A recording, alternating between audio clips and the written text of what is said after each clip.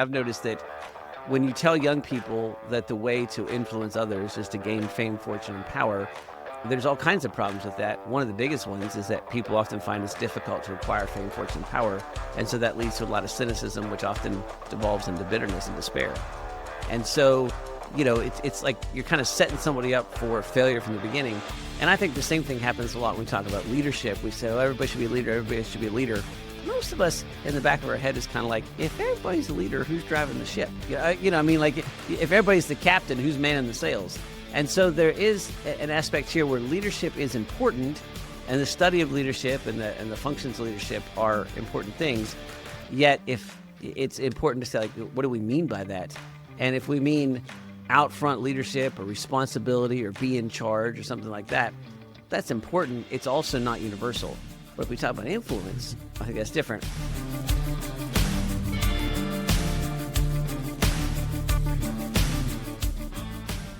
Hello, everyone, and welcome back to the Be Unbound podcast. We are delighted to have you back with us again. I'm your co-host, David Rethemeyer. And I'm your co-host, Jonathan Brush. And today we have joining us our sometimes co-host, so not always full-time, but always delighted to have her here, Victoria Schurter. So today we thought that it would be fun, especially with having Victoria on and with having one of our 4 Unbound student events coming up here, Capstone. We thought it would be fun to have a discussion about one of the major principles that we talk about at this Capstone event, and that is leadership and influence. And just to give our audience a primer of why that is such an important thing to talk about, it is something that we see as one of the most important things for the students in all of our Unbound programs, but especially our Ascend program, to learn is that regardless of what sort of position of authority they might hold, having influence is extremely important, and that allows them to build leadership skills. Victoria, if you would mind kicking us off a little bit and telling us just a little bit more about why that is such an important thing that we stress in our programs, and just why that's just an important skill for just about any Christian to have in whatever place God might have them. Absolutely, David. I would be happy to. I, as a student, went through the leadership courses myself, so this is something I have experienced personally as a student, and then now I'm in the position of being able to facilitate that experience for other students as well. And one of the reasons why we stress leadership so much with our students, and specifically this kind of leadership, is that in the world we encounter myriad perspectives on leadership and myriad definitions of leadership and what that means. And the most common one that we come across, that our young people come across, is that leadership is climbing up into the ivory tower, and it's getting the corner office, and it's getting more and more people underneath you as a manager.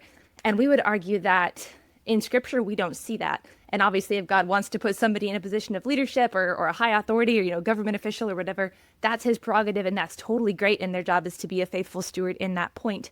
But every single person has some degree of influence over somebody else. And so how we use that influence and how we steward that influence ultimately is what we are responsible before God for. And so that's what we dig into in the leadership courses, is what are you doing with the influence that God has given you in your particular sphere, whether that's one person or 15 people or whatever that looks like. How are you being faithful in using that? And that's something that applies whether you're 50 years old or 15 years old or anywhere in the middle. Yeah, well, and Jonathan, I think for people who are frequent listeners to the podcast, this is something that we talk about quite a bit. But in case people aren't as familiar about it, this is something that kind of ties into what you talk a lot about with the definition of success and how people define that. Can you kind of tease that out a little bit? Yeah, so we talk about the fact that lots of people think that the reason they get training or they go to college or they get prepared for life is to be successful. And I've just made the observation that often, what's really the way people define success is some version of acquiring some sort of fame, fortune, or power. And it's not that I think that you shouldn't have fame, fortune, or power. Those are things that can be gifts and to be used appropriately and to be used to influence people. It's just that the pursuit of those things in and of themselves will leave you empty, either because you'll be unsuccessful in that pursuit, or when you get them, you won't realize what you need to do with them.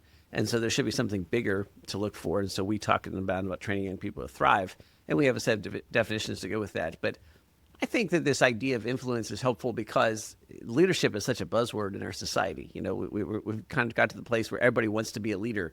And it's kind of like the fame, fortune, power thing. I've noticed that when you tell young people that the way to influence others is to gain fame, fortune, and power, there's all kinds of problems with that. One of the biggest ones is that people often find it's difficult to acquire fame, fortune, and power. And so that leads to a lot of cynicism, which often devolves into bitterness and despair. And so, it's like you're kind of setting somebody up for failure from the beginning. And I think the same thing happens a lot when we talk about leadership. We say, oh, everybody should be a leader. Everybody should be a leader.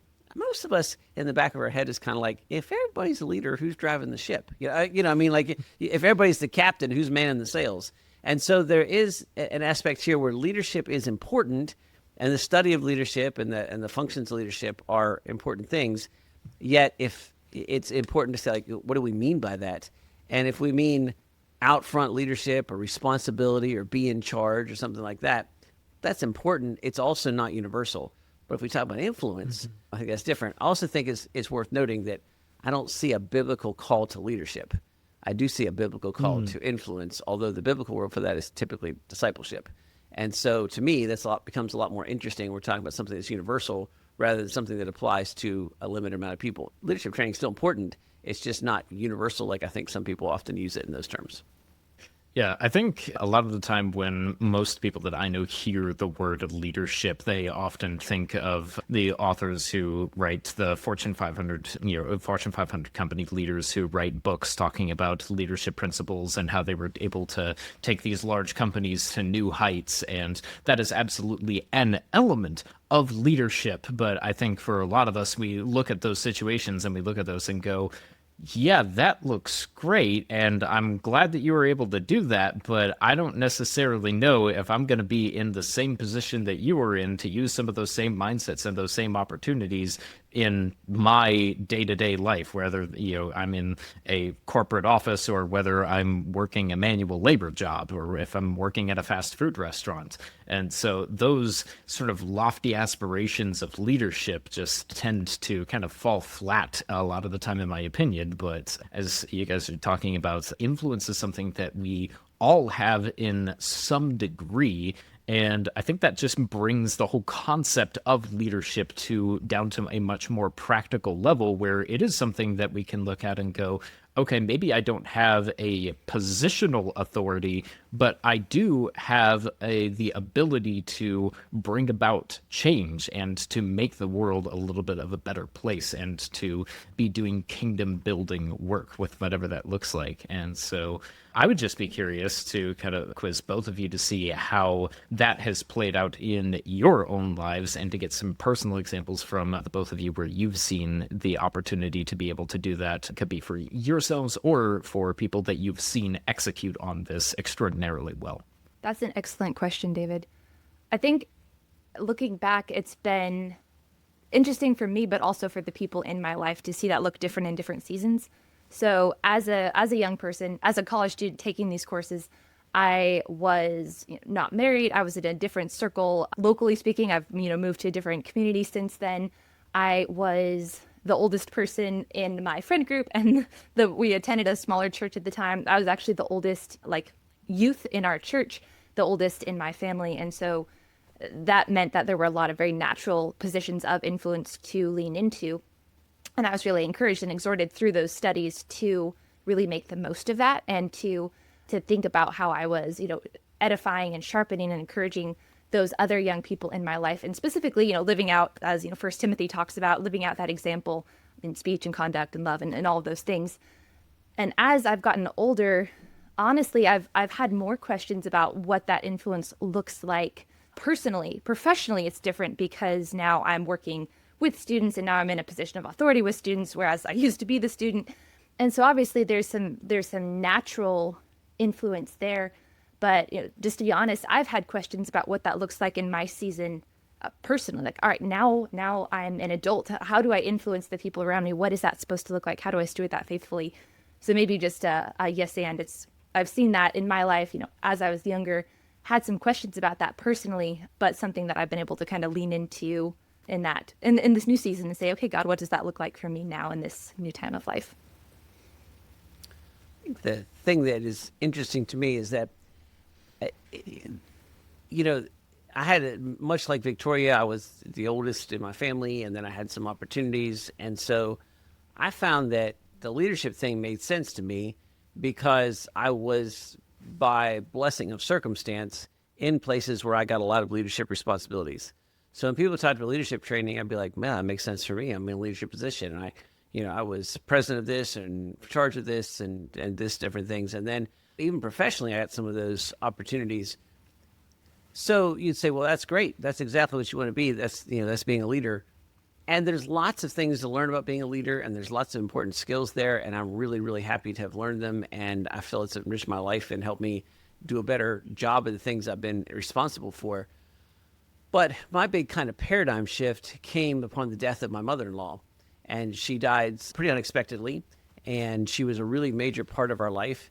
And she wouldn't have fit in any of those categories of leadership. She wasn't in charge of anything. She didn't hold any kind of chair or executive position. As far as I know, she never held one in her entire life. But, we knew she was an influence on us. But then we went to the funeral and, it was a lousy day and the weather's terrible. And yet they filled up the parking lot and then filled up the churchyard and they filled up the street and then they filled up the neighbors' parking lots and driveways. And, there's just so many people came. And it's like, well, let's think about this. Like, who's having an impact here, right? And so it challenged this whole idea that the only way or the most important way or even the most desirable way to impact people was in some sort of leadership responsibility position. Here was somebody who had quietly exerted a colossal amount of influence on people without ever being in an executive traditional leadership type role.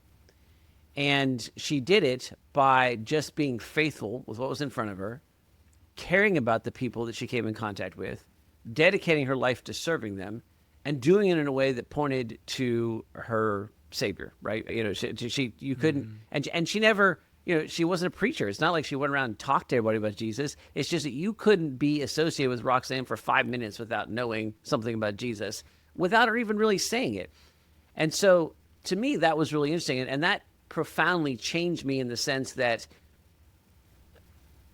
it's a realization that all of us have opportunities to influence other people.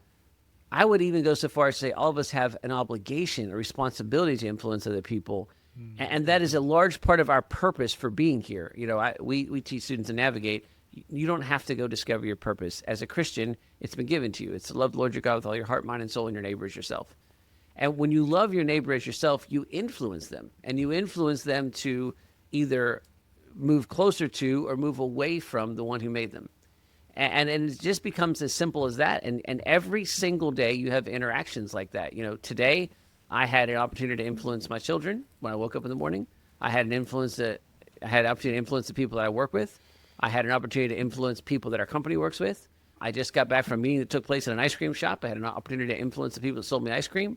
And that's just a normal, routine, non-exciting day. And yet it's full of significant opportunities to influence other people, and you will. It's not like you choose to influence them. You're going to influence them by the fact that you interacted with them. And now it's back to another great, Unbound theme, which is to live deliberately. Are you going to deliberately live in such a way that that influence is something that's conscious, it's deliberate, it's specified, and it's focused, and it has a purpose? And it's an interesting call. It's an exciting call in the sense it's purposeful. It's also an intimidating call in the fact that it's unending and nonstop. It's an unescapable reality, and it's one that is present, that is ever present. Yeah. That's a powerful way to look at it. I think the instances where I've seen it most powerfully demonstrated are, I remember noticing even from a young age before I even started really thinking about leadership, seeing people who were in positions of authority and tending to see that a lot of the time those people tended to be loudmouths and tended to have a lot to say and a lot of opinions and had a lot of ideas about exactly how they wanted things to be done. And I immediately just had a reaction of, I don't want to be like that. If that's what leadership means, then I don't want that. And I sort of had like initial distaste for what that initial impression of leadership was at the beginning.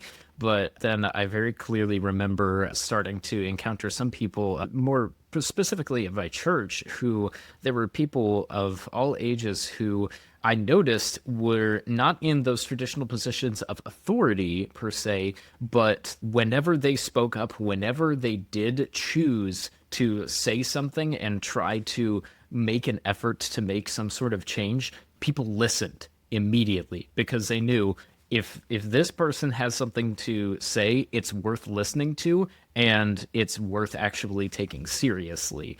And so I immediately realized that it's not necessarily about how much you have to say or how strongly you say it. It's about whether or not people are willing to listen a lot of the time. And I think that brings me around to an observation that I think I had from both of your points, which is that I think a lot of people view leadership, as we talked about a little bit in the beginning, as an institutional thing. Is that if you're going to be a leader, then that means that you have some sort of institutional authority and you're able to make change within an organization, whether that's a government or a company or a church, something along those lines. And you can be a leader in those positions, but especially to Jonathan's point, I think what leadership should actually be focused on is not necessarily an institutional framework, but a people-focused framework. And you guys can kind of help me think this through, but the example that I think of is the way that Christ went about his ministry. He absolutely had authority. He was not shy about that whatsoever.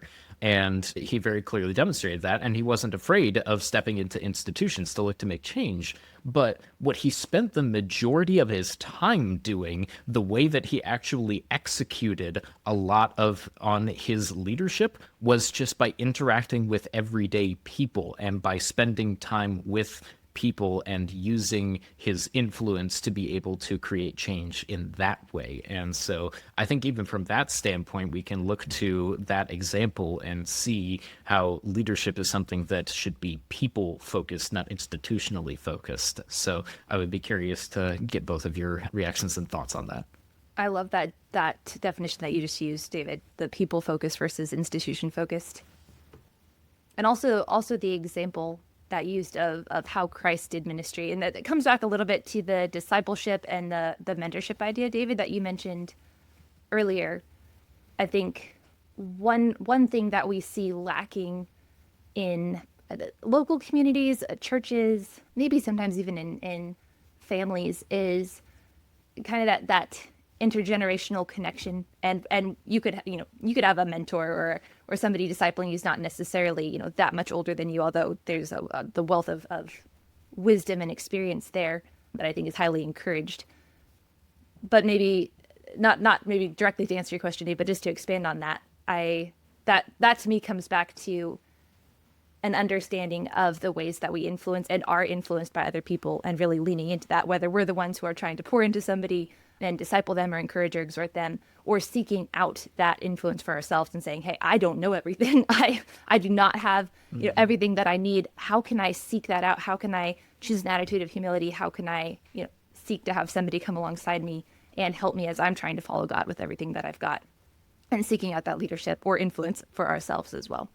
There's a point here where, where could you have the most influence? And there's a resource stewardship aspect here. So, it makes sense to us that we say we want to steward our time in such a way that we get the most out of it. We want to steward our money so that we handle it responsibly. We want to steward our resources that we have. And David, I think your last point there is really interesting. It's one of those that causes you to look a little deeper. And as a Christian, it gives you maybe a better perspective to see a bigger truth. And so I see tremendous pitfalls and tremendous mistakes made consistently all the time across our world in every institution, including the church, where people get confused and they think, that their influence is better exhibited with institution, or leadership is better exhibited through institutions than people, to your quote, right? I mean, or to what you mentioned there. And so, here's a consistent and common trap used on us to sort of mislead us and to put us in the wrong direction, which is, and you hear this all the time, right? I'm going to do this for the greater good. I mean, it's utilitarianism taken to the logical conclusion. And so we look around and we say, well, clearly I would do this for the church. The church is bigger than me, and it's this great big institution, and it needs her. Clearly I would do this for my company. Clearly I would do this for my government. Clearly I would do this for my organization, right? Like you can see this kind of greater good type of thing that creeps in there. And so, as a Christian, the perspective would be really, like, let's pull out a favorite Unbound C.S. Lewis quote. You've never met a mere mortal. Institutions, civilizations, and I'm now paraphrasing, and it's not a direct quote from Lewis, but are to lives as compared to us, or as the lives of a gnat. In other words, a civilization, not an institution, not a country. I mean, not a company, not an organization. A civilization's life is to ours as the life of a gnat. And he would say, no, it's the other way around. I mean, how many millions of people have died since ancient Rome? And we think about ancient Rome, we don't talk about those millions of people. Yes, but ancient Rome is history. And it's just dust and columns and a spot on earth that will all pass away. And yet every one of those people that died moved into an everlasting splendor or an immortal horror, in the words of C.S. Lewis. In other words, they have an eternal time scale. And all of a sudden, just that little bit of like glimmer reverses everything, right? Rome clearly as the life of an act, because we can see the dust of Rome that is no longer the power that it once was. And if we stack that up against immortality, it gets smaller and smaller and smaller until it vanishes into nothing. And so I don't mean to go sort of all metaphysical on us here, but the point is that, you know, when you think about it in those ways, now let's come back to that. How important is it that you serve this institution? And you can insert any institution name in here, any kind of institution type, versus or at the cost of your own child, your wife, your friends, the person. I mean, like, you know, and it's not that you shouldn't serve those. It's that you have to serve them in a way that preserves and honors and takes care of people first. And so, you know, and how many times have we seen churches falter because they failed to report crimes because they thought it would damage the reputation of the church and that would be bad. And in the process, they damage people. It's never the right answer, but it seems to be the answer that everybody gives consistently. How many excuses have been, you know, well, I will do this because otherwise it would damage the country, blah, blah, blah, right? And how many people get sacrificed for that? And so, you know, I go off in that kind of tangent there just to press and say two things. One, the stakes are bigger than you think. And two, the answer is not complicated. Right? There's an illusion that makes it look like the wrong answer is the right answer. But as soon as you see the illusion, you can't unsee it. I mean, as soon as you pull this Christian theme forward and say, every person I live at you've never met a mere mortal, everlasting splendors and mortal horrors. That's the only people that you're ever going to run into. Well, then you can compare that immortal to anything else, and you go, which is most important? Now it's easy. The illusion's shattered. And now the decision's not hard. It's not some sort of complicated, deep perception thing. And, you know, from a practical standpoint, that changes everything. That's not theoretical. That's not a deep theological truth. That's not something you have to think about on Sundays. That's not something you have to study once. That is a literal everyday. Yes, the way you treat the desk agent at the airline, the way you treat the kid run the drive-thru, the way you treat the person serving your ice cream, like that has more eternal impact in some ways than whatever you did all day today for your company. And it's not that you shouldn't work for your company, because your company gives you opportunities to meet all kinds of other people. It's just that you can't get away from that reality. And so should that change the way you live? Only every single second that you're breathing.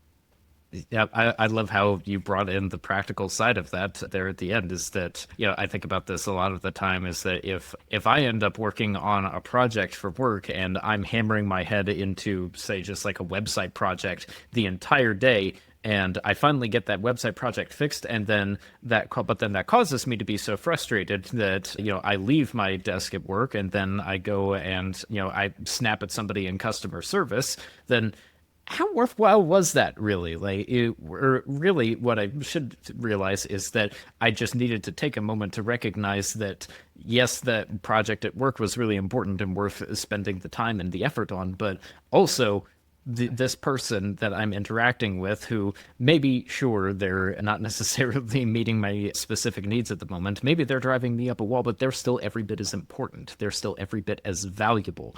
And it's so easy to forget that when we have other priorities that are pressing in on us, like finances and time and all of the other projects that are constantly vying for our attention. But if we recognize that we have influence that extends into an eternal perspective, that extends to people who are going to last forever. The website project that I work on is not going to last forever by a long shot, but the person that I talk to after this will. Yeah, well, and so 100% agree with that. But I think the extra exciting part is, and I want to be careful that I didn't set up a false dichotomy, because if you're not careful, what it would look like is, and look, I see this sometimes in strong family cultures, which we generally would celebrate, right?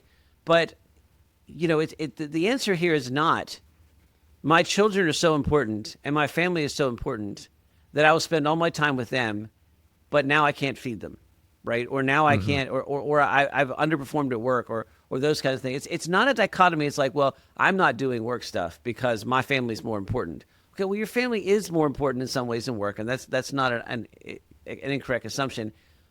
But taking care of your family involves you going to work. And so it's not choosing between them. It's realizing that people, including your family members, right, are more important than the institution. The really cool thing about this, in my opinion, is that, David, yes, if you worked on their website and it made you frustrated, you snapped at customer service, or frankly, the parking attendant or whatever, yeah, that's kind of all for naught to some extent, right? I mean, you made the wrong choices. However, the other way to go about this is, if you don't ever lose sight of the fact that you're building the website for people, and those people include the people that will use the website and view the website, as well as the people that will benefit from the website, and the people that you work for that need the website, the people that paid you to do the website, like all those things, right? And if you understand that my building this website is an act of service to those people, then all of a sudden your work is infused with this deep, rich, eternal meaning. Like, it's not just a mere website. It's not just merely company work. It's not merely just institutional stuff. It's institutional stuff done with a purpose. The institution then serves people, and that's where it gets exciting. You're not picking between people and companies, people and institutions, people in the church. You're choosing to work in institutions so you can better serve people. The key is to not lose sight of serving the people, right? And so, my company, Unbound, gives me unlimited almost opportunities to interact with people.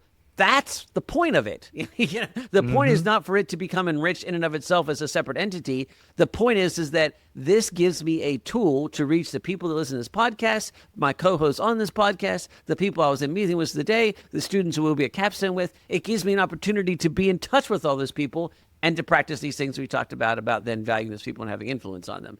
But set up in the right priority and set up in the right understanding, this is a force multiplier, an exponential gain. It's not a either or, like, well, I'm not going to work today, or I'm only half working at work today because I'm prioritizing my family. That's an incorrect perspective. I think that's a really helpful distinction there too, is that and it's something that we've talked about recently in a previous episode, is that our work is also of eternal value and worth, not because the work in and of itself is of such great value, but because we get to use it to benefit and to affect people who are eternal. The work itself is not eternal, but the people are eternal. And so I think that's a really important takeaway, and I think is something that can get really, really practical. So as I mentioned at the beginning of this episode, we are definitely focused a lot on training that in our students. And so we hope that even if you've listened to this podcast, that this is something that gives you some ways that you can look to in your everyday life, use the influence that you have to benefit others, because that is kingdom building work and gives you some hope and excitement for whatever circumstance you might be in to be able to do that. So for our students, that is something that we teach a lot. And specifically, as I mentioned at the beginning here, we are coming up on one of the 4 live in-person student events that we host. Victoria, since we have you on here, I'd love if you gave us like a little bit of a preview. We've talked a lot about leadership and influence in this podcast. Give us a little bit more of a taste of the kinds of things that we talk about and that our students learn at Capstone, which is our last event for the Ascend year. Yeah, I would be delighted to. Capstone, I love all of our events. I don't think I could pick a favorite. It would be like, picking a favorite kid from your family or something. But Capstone does have a very special place in my heart. I've been going there now for almost 10 years, probably. I don't like to admit that. But the reason it's always been so meaningful is because of the content that's covered there. And so that's something that we get to continue on. Capstone's focus primarily is how to lead with hope. And so that is both internal and external. So it's a realizing and reckoning with those things and then going out and taking action, leading on those things. So this particular year, we'll kick off with a heavy emphasis on those relationships and those connections and that influence, how that looks from a mentorship perspective, what that looks like from a coaching perspective, some professional development and networking tools in there as well.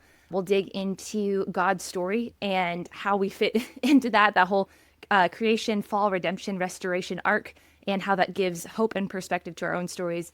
And then we'll finish up with just a huge look forward and say, great, in light of all of those things, then what do we do now? What does hope look like in taking action as a young person in my generation as I go forward into everything that God has for me? So really excited about this year and looking forward to getting to just be in all of those individual sessions and see all that come to fruition.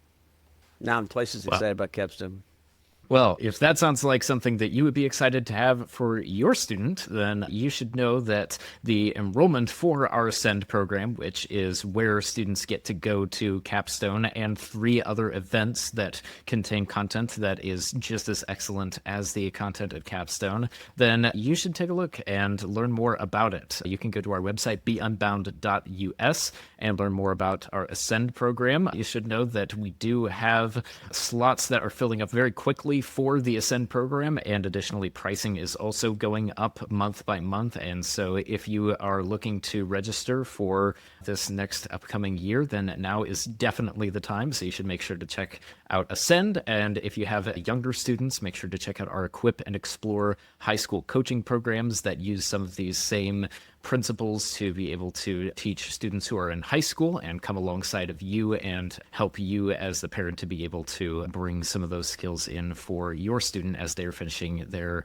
high school years. Thank you so much for joining us for the Be Unbound podcast, and we look forward to seeing you in the next episode.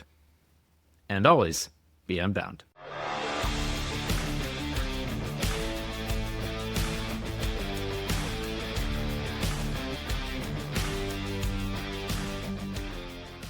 And I'm your co-host, Jonathan Brush, and joining us today is our sort of official but not always full-time co-host, who is... Sorry, I thought you were going to introduce me. I didn't realize you wanted me to jump in until there was too much of a block, and I was like, nope, we can't pick that up.